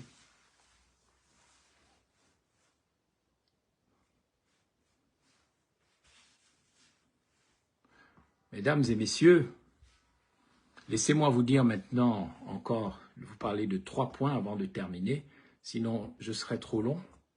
Je vais vous rappeler que la trahison d'Oligui Nguema n'a pas toujours existé. Il fut un temps où le Gabon, sous Omar Bongo, Albert Bongo, refusait le dictat de la petite Guinée équatoriale dirigée par un dictateur sanglant qu'on appelle Mathias Nguema, le parent de Nguema qui nous dirige. Laissez-moi vous parler de l'occupation militaire de l'île Bagné par le Gabon, c'est-à-dire de 1972, du temps d'Albert Bongo jusqu'en 2025, le Gabon a planté le drapeau sur Mbagné. Le Gabon a planté son drapeau sur Mbagné. Et c'est Oligui Nguema, en traître, en haute trahison, qui vient arracher le drapeau gabonais sur son territoire, drapeau que Albert Bongo a planté en 1972. De 1972 à 2025, le drapeau gabonais était là, mon Dieu. Et il y a des gens qui, par tribalisme fan et sanguin et machin, acceptent de cracher sur le drapeau gabonais, de déchirer le drapeau gabonais. Ça, c'est un problème. C'est un problème. En 1972, mesdames et messieurs, la Guinée équatoriale a accusé les pêcheurs gabonais de violer ses eaux territoriales. En réponse, l'armée équato-guinéenne a ouvert le feu sur les embarcations des Gabonais. Qu'est-ce qui s'est passé en 1972? Le président gabonais, Omar Bongo, Albert Bongo, a réagi immédiatement. Il n'a pas fait je ne sais même pas comment l'appeler Oligui Nguema. Il a réagi, il a ordonné l'envoi, il a dit la paix par la force. La paix par la force. Mais j'ai honte, j'ai envie de vomir devant les forces de défense et de sécurité du Gabon d'aujourd'hui. Parce qu'en 1972, à partir du moment où Mathias Nguema a ouvert le feu sur les pirogues où il y avait des pêcheurs gabonais, Omar Bongo, Albert Bongo, a déclenché la paix par la force. Il a envoyé l'armée pour occuper militairement l'îlot de Mbagné parce qu'on ne respecte que ce qu'on craint. On ne respecte pas les danseurs. On ne respecte pas les gens qui prennent leur voyage pour des défilés de mode avec des boubous de Camerounais, Bamileke, et puis on dit que c'est de l'habit gabonais. On ne sait même pas si c'est des vrais généraux, ils n'ont jamais combattu nulle part. Ils n'ont jamais été en danger. Omar Bongo, qui a été dans les services français, qui était aussi un militaire, il a montré qu'il avait des couilles. Oligui Nguema, il n'a pas de couilles. Il a un bangala, mais il n'a pas de couilles. Parce qu'il aurait dû s'inspirer de ce qu'Omar Bongo a fait. Et ça a duré de 1972, en 2025, il s'est fait respecter. Ça n'a pas empêché le Gabon et la Guinée équatoriale d'avoir de bonnes relations. À un moment, c'était même le Gabon qui payait les fonctionnaires en Guinée équatoriale. Parce qu'il n'avait pas le pétrole. Il galérait. Donc, Omar Bongo a fait débarquer l'armée sur l'île Mbagné. Et puis, on a mis le drapeau national sur l'île Mbagné et on a mis un camp pour matérialiser la souveraineté du Gabon en Mbagné. On appelle ça la paix par la force. Ce n'est pas la paix dont nous parle Oligui Nguema, la paix des lâches. La paix des écans qui croient qu'ils sont courageux, ils sont forts, ils sont des immortels, mais quand c'est la bagarre, il n'y a plus personne. Bon, ensuite, il y a eu, 2 ans plus tard, la tentative de règlement de Bata. Face au risque de guerre, les présidents Omar Bongo et Mathias Nguema se sont rencontrés à Bata. Ils ont signé un document censé régler le conflit. Le Gabon a vu la Guinée équatoriale reconnaître sa souveraineté sur les îles, tandis que la Guinée équatoriale d'aujourd'hui, d'Obiang Nguema, de l'aide de camp de Mathias Nguema et neveu de Mathias Nguema, il dit que le texte n'a jamais été ratifié et que c'est un texte sans valeur légale. Et ce texte que nous avions, l'original, a disparu chez Pambou Chivunda, parce qu'il a été tué par les services secrets équato-guinéens avec le soutien de leurs complices au Gabon. Donc, pendant des décennies, le Gabon a maintenu sa présence militaire sur le rocher de Mbagné. Les tensions ont culminé en 2023 lors de la visite sur l'île du ministre gabonais de la Défense. J'ai parlé de mon ancien chef, Ali Bongo, que vous le vouliez ou non, c'est mon ancien chef. Ça vous regarde en quoi? La Guinée équatoriale a considéré que la visite d'Ali Bongo en 2003 sur Mbagné était une provocation majeure pour Malabo. Malabo a toujours considéré que les Gabonais étaient des peureux, des lâches, et que les menacés, ils allaient reculer. C'est comme ça qu'il y a eu une sorte de paix armée en lisement. Les 2 pays ont accepté finalement en 2016, quand j'étais au gouvernement, de confier le dossier à la Cour internationale de la justice, tout en maintenant les gendarmes gabonais sur place jusqu'au fameux verdict de 2025 qui ne devait pas avoir lieu pendant la transition. On devait attendre un président légal, un pouvoir qui ne soit pas sous sanction, donc il y a intérêt à agir. Mesdames et messieurs, je vais maintenant vous parler de la prochaine étape où le Gabon risque encore de se faire enculer, entuber, parce que ceux qui dirigent le Gabon sont des traîtres, sont des peureux, sont des lâches. Ils s'essuient le cul avec le drapeau national, et les Gabonais qui sont mal éduqués, mal élevés, ils voient ça comme si c'était de la blague, et puis ils se plaignent de vivre dans un pays où il n'y a rien. Donc, la prochaine étape, c'est le tracé des frontières maritimes. Et là, on risque de se faire vraiment entuber en pagaille parce qu'on n'a personne. Hein. Il n'y a pas de père de la nation en ce moment. Il n'y a pas de protecteur de la nation. Parce que Oligui a pris l'argent d'Obiang Nguema. Quand tu prends l'argent, la main qui demande est en bas, a-t-il dit. Il a pris l'argent d'Obiang Nguema avant son coup d'État. Il a eu le soutien d'Obiang Nguema. Ils ont traité ça à domicile. qu'est-ce qu'il peut dire à Obiangema ou à son fils? Il ne peut rien dire, Oligui, il est comme un enfant. Le Gabon est humilié. Seule une destitution du président de la République peut nous ramener un peu d'honneur et de dignité. Maintenant, dans le tracé des frontières maritimes, il y a un danger. La décision de la haie, même si c'est des juges corrompus, elle n'accorde que les îles, que les terres. Elle n'accorde pas les eaux, parce que les eaux, c'est des eaux gabonaises. C'est le territoire maritime du Gabon. Mais malgré ça, la Guinée équatoriale a la même stratégie que le Rwanda au Congo démocratique en ce qui concerne le Gabon. La Guinée équatoriale veut grignoter, grignoter, grignoter, parce que la Guinée équatoriale sait qu'il n'y a pas d'hommes au Gabon. Il n'y a pas d'hommes. La plupart des hommes sont des efféminés qui ne pensent qu'au petit plaisir. Et c'est pour ça qu'ils profitent. Et ils agissent par le tribalisme. Ils agissent par le repli ethnique du Nord. Et ils détruisent le patriotisme gabonais, le nationalisme gabonais. Le Gabon est pourtant constitué de l'ensemble des ethnies et des communautés rassemblées autour de la vallée de l'Ogooué, qui reconnaissent que l'Ogooué, cette vallée, elle nous donne une âme. Si j'entends les enseignements du sage Basile V, je ne parle pas l'évêque, mais Basile V et son enseignement sur l'Ogooué et sur la Maman Eo, en tant qu'intellectuel, ça me parle. Et c'est à travers ces enseignements, même si je ne suis pas d'accord avec tout, que j'ai compris, en écoutant Basile V, le sage, que on définit l'identité gabonaise par l'ensemble des communautés rassemblées autour du fleuve de l'Ogooué, de près ou de loin, et qui, dans un État-nation pluriethnique, reconnaît dans la vallée de l'Ogooué le substrat ou la substance de l'âme de la nation.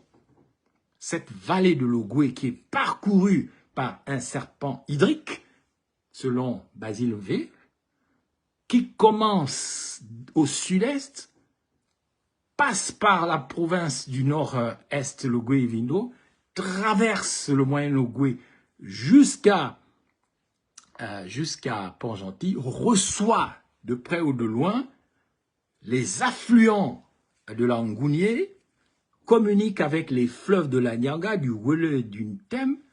Nous, Gabonais, notre identité, si j'interprète l'ontologie de Basile V. Longanga, l'autre sage là, qui raconte beaucoup de choses bizarres, mais quand on analyse son discours, on comprend que l'identité gabonaise est définie par l'ensemble des communautés qui, du nord au sud, de l'est à l'ouest, voient dans la vallée de l'Ogooué la substance de l'identité gabonaise, voient dans les eaux primordiales de l'Ogooué la matérialisation, finalement, de l'âme de la nation.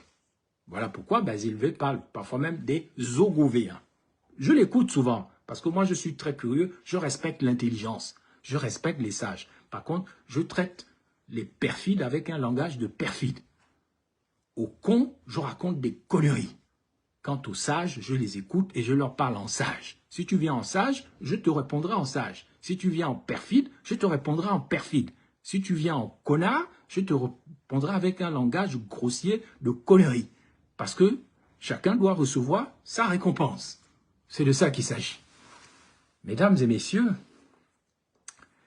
dans le tracé des frontières maritimes, la première étape technique consiste à organiser le départ de la gendarmerie et de l'administration gabonaise, de l'île Mbagné, ce qui est tout simplement une défaite militaire. C'est-à-dire que la victoire militaire de Omar Bongo en 1972, là où courageusement on a envoyé la paix par la force, imposer le respect, vous détalez comme des mademoiselles qui marchent sans caleçon quand vous avez fui la Centrafrique à l'époque. Vous n'êtes pas des militaires, vous n'êtes pas une armée nationale, vous êtes des plaisantins entréhis. Je vous appelle à réagir. Si vous ne réagissez pas, vous le payerez cher dans le futur. Ça, c'est moi qui vous le promets. Vous le payerez cher. Donc, on veut retirer les militaires, comme des demoiselles qui marchent sans caleçon. De toute façon, Ulrich Mafumbi, avec son nouveau gros ventre et ses allures maintenant d'efféminé, il va faire quoi? Il a fait l'école de guerre pour rien en France, en fait. Ensuite, il y a la création de la commission mixte des frontières, en fait, pour encore donner les eaux à la Guinée équatoriale. Un petit pays qui n'a même pas 1 million d'habitants, vous tremblez devant lui. Quelle honte! Ensuite, ils veulent faire ce qu'on appelle la méthode de l'équidistance, c'est-à-dire le droit de la mer, les experts encore corrompus qui vont venir tracer des lignes sur les eaux du Gabon. Ils vont tout donner à la Guinée équatoriale parce que vous n'avez pas de militaires, vous n'avez pas d'armée nationale, vous êtes des lâches, des peureux, des traîtres à destituer. Déjà, ils disent que oui, on va tracer sur la mer, on va faire des zones économiques exclusives pour chaque pays. En fait, vous venez voler, vous faites la piraterie. Ce que Trump, l'Américain, fait au Venezuela, c'est ce que la Guinée équatoriale vient faire au Gabon. Ce que le Rwanda fait à l'est du Congo démocratique, dirigé aussi par une femmelette, c'est ce que la Guinée équatoriale fait au Gabon et c'est ce que les voisins feront au Gabon. Dès qu'ils auront compris qu'au Gabon, il n'y a personne, c'est que des lâches, des peureux, des imbéciles heureux, des jouisseurs, des porteurs de boubou, des bamouns du Cameroun au Ghana, qui va empêcher les autres de venir faire ce qu'ils ont envie de faire au Gabon? Vous êtes des enculés, en fait. On vous met des suppositoires, et puis, monsieur le président, vous êtes des ministres, les maïs ici qui marchent sans caleçon, des demoiselles qui marchent sans... Ah, foutez le camp. Mais profitez bien du temps que Dieu vous donne, parce qu'à un moment, ça va s'arrêter tout ça. Laissez-moi maintenant vous parler...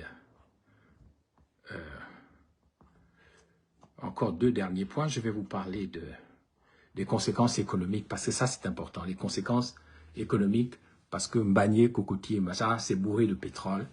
Le secteur pétrolier et gazier offshore, c'est le pilier économique du Gabon et de la Guinée équatoriale. La Guinée équatoriale a vécu sur le pétrole, ils n'ont plus de pétrole. Ah oui, c'est pour ça qu'il leur fallait Mbagné, Cocotier, Conga, parce qu'ils ont de moins en moins de pétrole. Ils ont été habitués au luxe. Maintenant, ils ont connu la galère. Maintenant, ils vont venir prendre ils vont venir prendre les choses du Gabon parce qu'ils savent que là-bas, c'est des peureux, des lâches, des tribalistes, des demoiselles qui marchent sans caleçon, des efféminés. Il n'y a pas d'hommes là-bas. Leur bangala, leur pénis, c'est juste pour violer les petites filles et faire du désordre. C'est pas pour avoir une force mentale et se battre.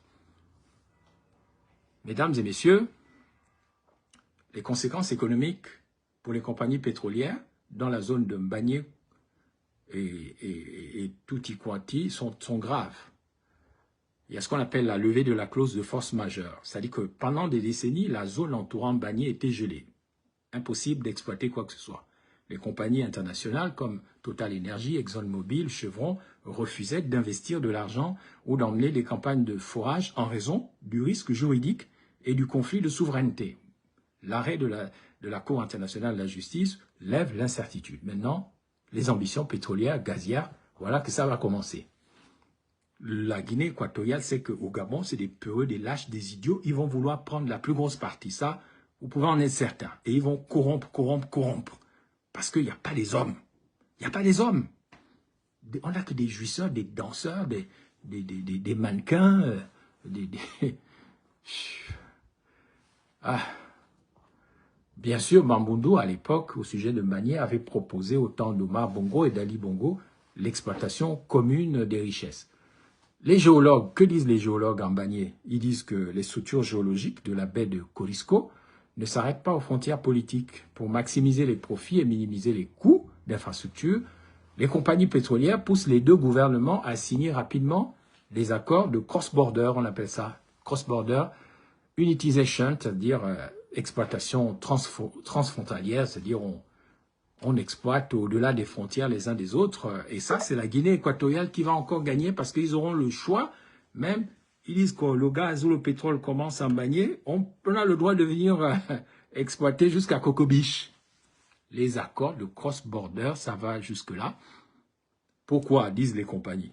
Mais s'il y a une poche de gaz ou de pétrole du côté de la Guinée équatoriale et que la poche là va jusqu'au Gabon, mais c'est simple.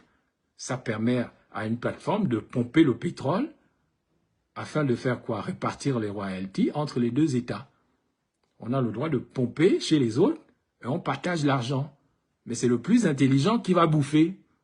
Et les Équato-Guinéens sont plus intelligents que les Gabonais, pour le moment. Voilà. Les accords de cross-border, là, qu'on va faire.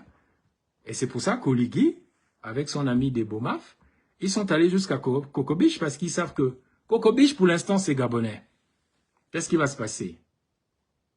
Si les poches de pétrole et de gaz qui partent d'une bannière soi-disant équato-guinéenne, accord maritime, si la poche-là arrive jusqu'au Gabon, la Guinée a le droit de venir pomper jusqu'au Gabon. C'est ça les accords. Et puis on se partage l'argent.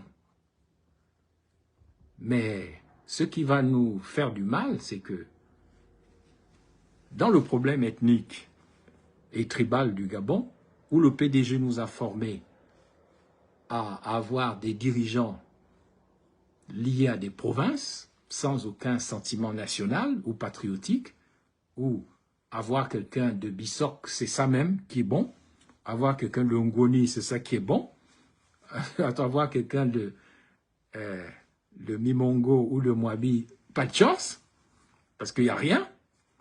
Tant qu'on aura un État, des États qui sont construits sur des mafias familiales, eh bien, je peux vous assurer que le Gabon que vous voyez là n'existera plus dans 10 ans. Parce que les autres sont plus intelligents. Le Cameroun, après la mort de Biya, va devenir une force dont vous n'avez pas idée. S'ils ont s'ils ont de meilleurs dirigeants, parce que les Camerounais disposent de ressources humaines inépuisables. Le Congo-Brazzaville, ils sont forts militairement. Ils ont aussi des ressources, mais on attend de voir ce que ça va donner.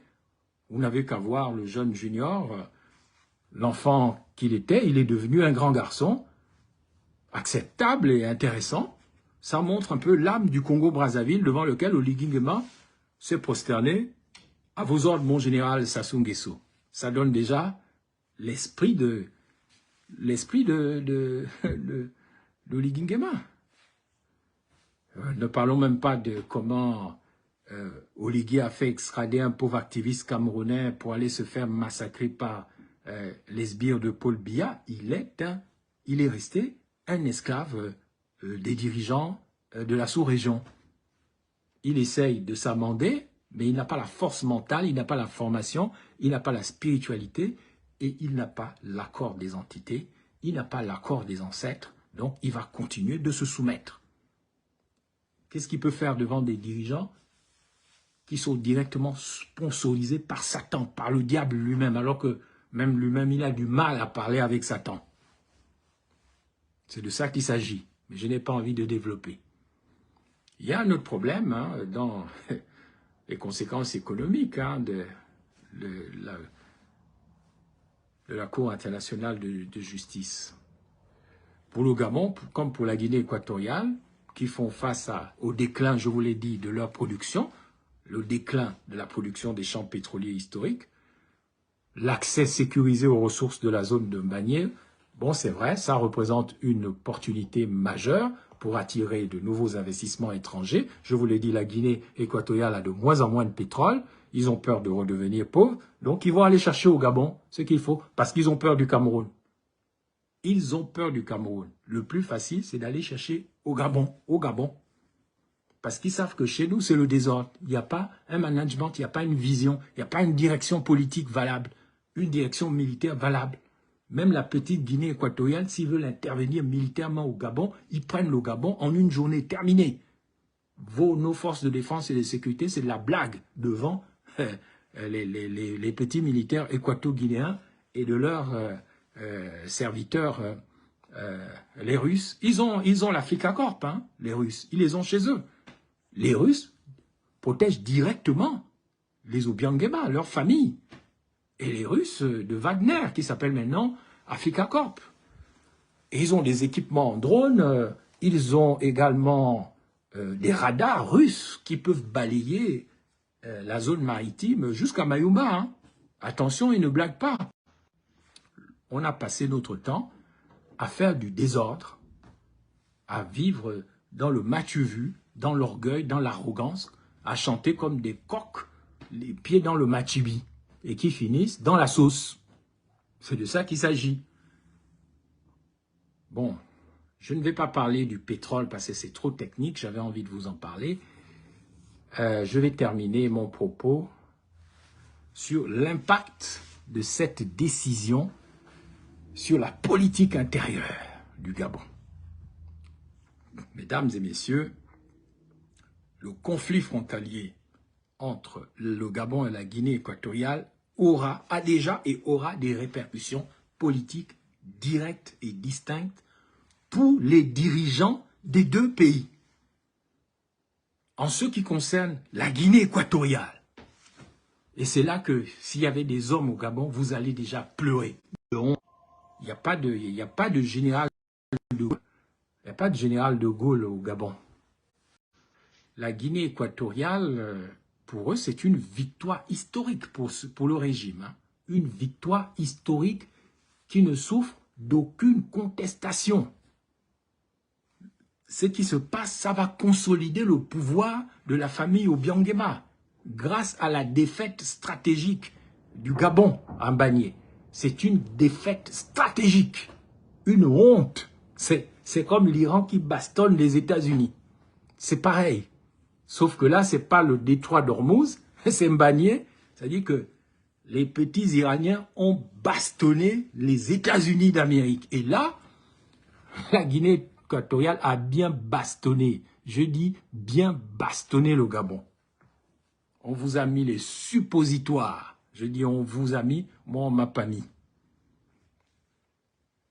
Pour le président Teodoro Obiangema Mbanzogo et son fils, le vice-président Théodorine Obiangema, le grand frimeur là, qui est sur les îlots là. Oh là là, pour eux, l'attribution définitive de Mbagné est présentée comme un triomphe national majeur, une victoire stratégique sur les rigolos du Gabon, les imbéciles heureux qui faisaient les malins quand eux ils étaient réfugiés. Voilà maintenant. Ah oui. Cela renforce la légitimité historique du régime, hein? Et ça démontre la capacité du régime de la famille Obiangema à défendre l'intégrité territoriale du pays, contrairement à ce traître, ce lâche et ce peureux de Brice Clotaire Oligui Nguema. La demoiselle qui marche sans caleçon et qui va se cacher au Ghana le temps que ça se calme. J'espère qu'il y a des gens dans les forces de défense et de sécurité qui vont avoir le courage de l'arrêter à l'aéroport quand il rentre. Ensuite, bon, l'autre conséquence pour nos deux pays, c'est qu'il y a une diversion économique. Le pays fait face à une baisse structurelle, la Guinée équatoriale. Ils étaient en baisse de la production pétrolière historique. C'est simple, l'annonce de l'ouverture d'une nouvelle zone d'exploitation pétrolière, c'est ce qu'ils voulaient depuis 1972. Ça leur permet de rassurer l'opinion publique, ça leur permet de rassurer les marchés sur l'avenir de leur pays, au détriment du Gabon. Bon, maintenant pour le Gabon, et je finis par nous-mêmes. Ah, la perte de Mbagné, de cocotier et tout ça, Konga, c'est très délicat. Comment préserver la paix face au nationalisme des Gabonais? Ça, c'est vraiment la grande difficulté des acteurs gabonais qui veulent gérer cette affaire. Pour les autorités gabonaises actuelles, accepter de perdre l'île demande une communication politique subtile qu'ils n'ont pas. Vous voyez comment ils nous ont roulé d'abord.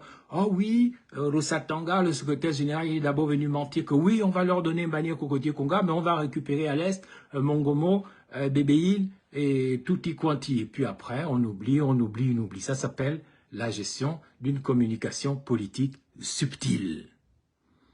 Ensuite, le gouvernement d'Oligui Nguema, il est le chef du gouvernement, il va à chaque fois rappeler que non, je vais respecter le droit international, je vais me faire péder, prends-moi cadeau, Obiangema, et puis il va présenter l'accord d'Addis Abeba de 28 juillet 2026. Ouais, cette organisation, ce machin des corrompus d'Addis Abeba, il va dire, ouais, bon, c'est pas une défaite. En fait, il va dire, c'est un acte de haute responsabilité diplomatique pour la paix avec un voisin clé. N'importe quoi. Être souverain, c'est décider pour soi-même. C'est pas autre chose. C'est pas quelqu'un qui décide pour toi. Même pas un voisin clé. Le pragmatisme économique, maintenant, c'est ce que nous allons apprendre. Mais nous n'allons jamais apprendre le pragmatisme économique, et je conclus par là, avec les UDBistes, les PDGistes. Ces UDBistes, ces PDGistes, tous ces gens qui sont là depuis longtemps, on voit au chapitre. Mais il faut un changement de vision. La vision qu'il faut au Gabon, c'est la vision que je présente depuis des années, le Gabon d'après. Et ça s'appuie sur un pragmatisme économique. L'opposition, l'opposition des courants souverainistes locaux, et puis l'opposition, les souverainistes locaux, il y en a, hein. On n'arrête pas de critiquer l'abandon d'un territoire occupé depuis 1972. Alors, qu'est-ce qui peut rassurer l'opinion? Je vois que le pouvoir met en avant, ouais, les futurs gains financiers liés à la coopération pétrolière transfrontalière. Il n'y aura pas de coopération transfrontalière. C'est juste une manière de vous faire avoir. Ils vont dire, ouais, les négociations sur les ressources est plus avantageuse pour les caisses de l'État qu'un conflit armé gelé et coûteux. Bon sang de bonsoir. Voilà comment raisonnent les peureux et les lâches. C'est-à-dire qu'ils ne sont pas souverainistes. Moi, je ne peux pas imaginer que la Russie, ou le Rwanda, ou le Kenya, ou l'Argentine peuvent raisonner comme ça. C'est-à-dire que oui, on va partager, oui, on fait comme ça, on partage, c'est plus avantageux qu'un conflit. Mais, donc, vous ne voyez pas où tend la politique internationale aujourd'hui. La politique internationale aujourd'hui est basée sur la paix par la force. La politique internationale est basée sur la paix par la force. On ne respecte que ce que l'on craint. Il y a eu des conflits entre l'Azerbaïdjan et l'Arménie. Ce sont les rapports de force. Ce sont les rapports de force qui permettent finalement d'établir les équilibres. Si tu es faible, personne ne va te respecter. Si la Guinée équatoriale n'a pas peur du Gabon, vous n'aurez rien dans les prochains, dans le partage du gâteau. Ils vont tout prendre pour eux et ils vont vous rouler dans la farine. Parce que vous ne savez pas comment vous faire respecter. Mesdames et messieurs, je voudrais terminer cette longue conférence à nouveau sur l'appel que j'ai lancé au début de ce propos. Il faut destituer le président gabonais Brice Clotaire Oligui Nguema pour crime de haute trahison normalement. Pour quelle raison? La violation du texte officiel du serment constitutionnel que ce président a prononcé en tant que président élu du Gabon et régi par sa propre constitution de 2024. Le président a trompé le peuple gabonais parce qu'il n'a pas mis en exergue son serment constitutionnel qui se terminait par la formule suivante: « Je jure devant Dieu de préserver l'intégrité du territoire national ». L'intégrité du territoire national n'a pas été préservée en la circonstance. Et c'est une raison de l'accuser devant les institutions dédiées à cela de haute trahison et de le destituer.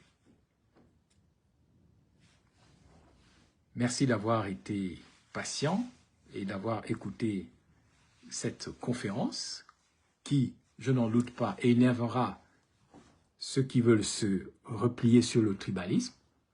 ne sera pas compris par les autorités et sera très critiqué en Guinée équatoriale, mais il était de mon devoir de vous parler de ce dont je vous ai parlé aujourd'hui.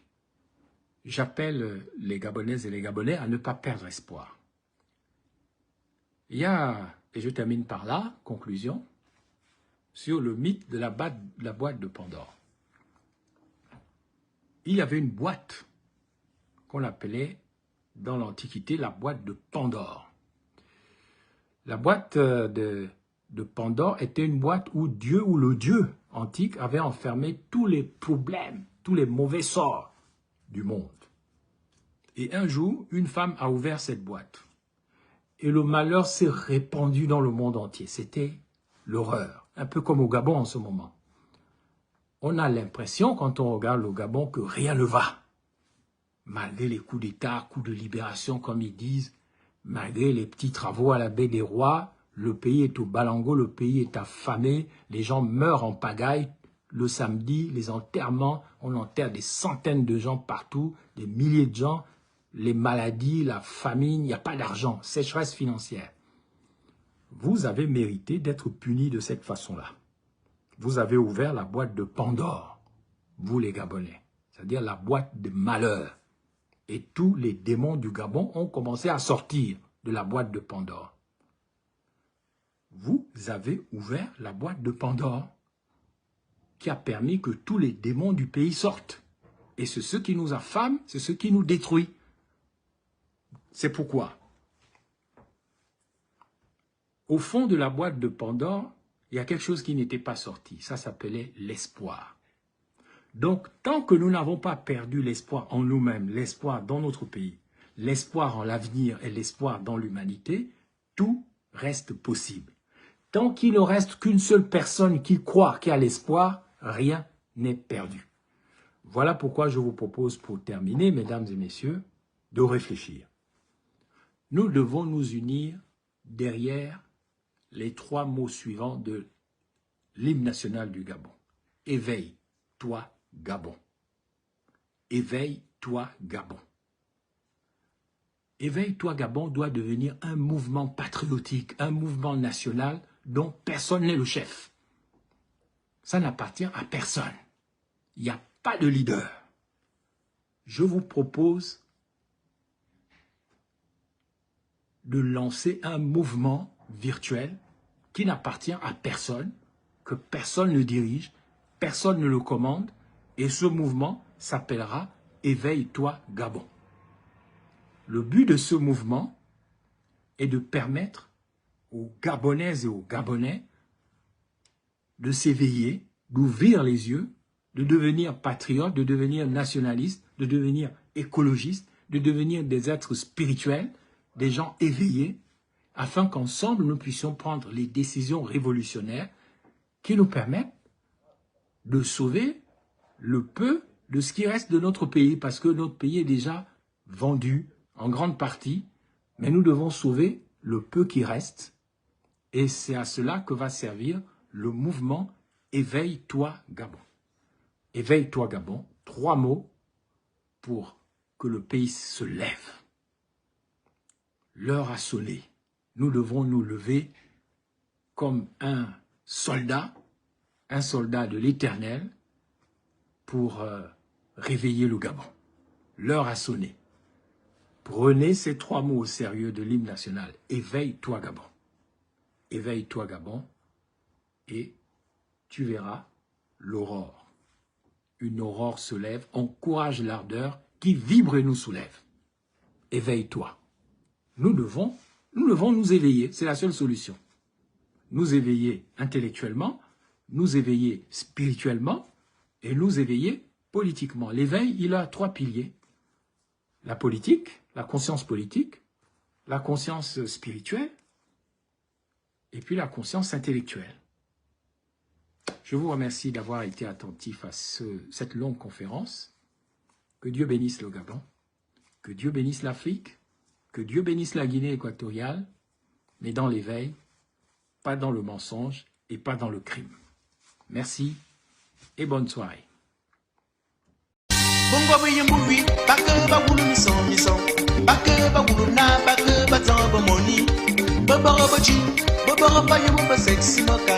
Kala songa duwa tana ba maria bara bara stando. Batuna ba na bongwana ngaba taba chiye. Chiye.